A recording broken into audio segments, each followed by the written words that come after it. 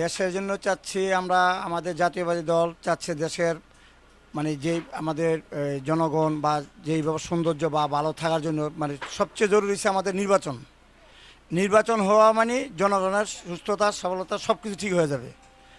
আর সবচেয়ে বড় কথা হচ্ছে ভাই, আমাদের 16-17 বছর আমরা জেল নির্যাতন হয়েছি, আমি একে একে কয়েকবার জেল খাটছি। এই জাতীয়বাদী দলের আমরা সমর্থনকারী বা আমরা এই নেতা কর্মী যারাই ছিলাম, আমরা কারোই বাসায় ছিলাম না, কারোই বাসা রাখতে দেয়নি। আমাদের জেল জুলুম এবং আমাদের বাসার সামনে সারাক্ষণ পুলিশ বা বিডিআর যে লোক এদের ওই যে সিআইডি বা ডিবি সারাক্ষণ আমাদের বাসায় থাকতো। এবং সবচেয়ে নির্যাতন হয়েছি আমাদের মতন মানুষে, কারণ জ্বালা যন্ত্রণা আমাদের কোনো শেষ ছিল না।